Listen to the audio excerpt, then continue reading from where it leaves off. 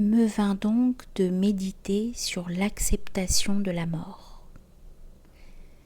Car logiciens, historiens et critiques ont célébré pour eux-mêmes les matériaux qui servent à tes basiliques. Et tu as cru qu'il s'agissait d'eux alors qu'une anse d'aiguillère d'argent, si la courbe s'en montre heureuse, vaut plus que l'aiguillère d'or tout entière et te caresse mieux l'esprit et le cœur.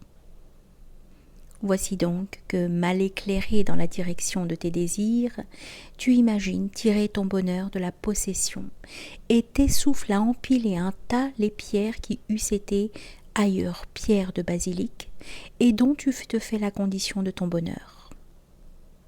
Alors que d'une seule pierre, telle autre se réchauffe l'esprit et le cœur s'il y taille le visage de son Dieu.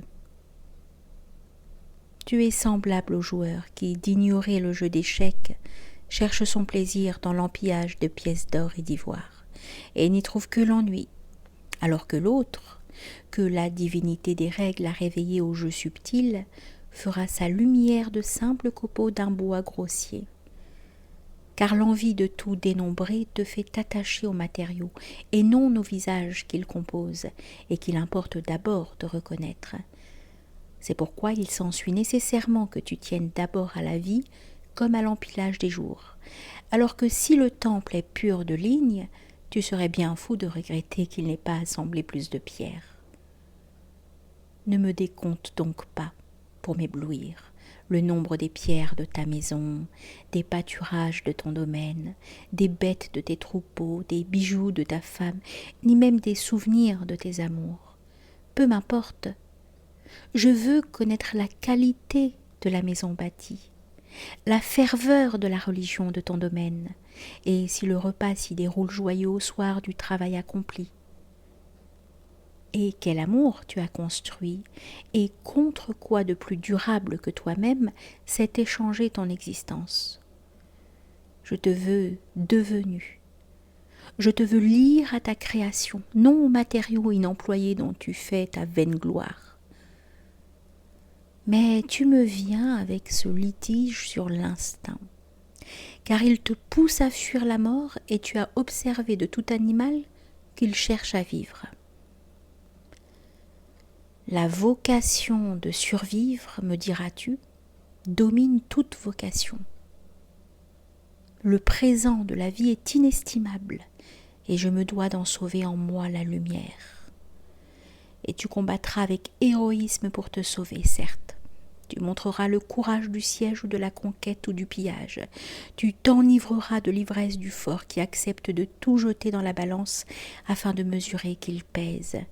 Mais tu n'iras point mourir en silence dans le secret du don consenti. Cependant, je te montrerai le père qui vient de plonger dans la vocation du gouffre.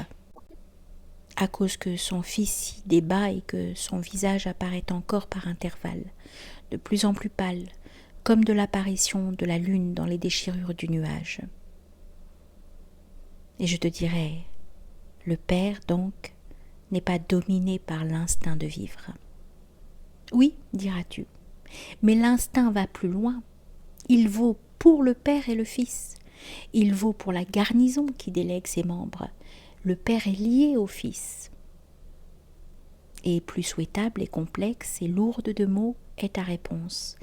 Mais je te dirai encore pour t'instruire, certes, il est un instinct vers la vie, mais il n'est qu'un aspect d'un instinct plus fort. L'instinct essentiel est l'instinct de la permanence, et celui-là qui a été bâti vivant de chair cherche sa permanence dans la permanence de sa chair. Et celui-là qui a été bâti dans l'amour de l'enfant cherche sa permanence dans le sauvetage de l'enfant. Et celui-là qui a été bâti dans l'amour de Dieu cherche sa permanence dans son ascension en Dieu. Tu ne cherches point ce que tu ignores, tu cherches à sauver les conditions de ta grandeur dans la mesure où tu la sens. De ton amour dans la mesure où tu éprouves l'amour, et je puis t'échanger ta vie contre plus haut qu'elle, sans que rien ne te soit enlevé.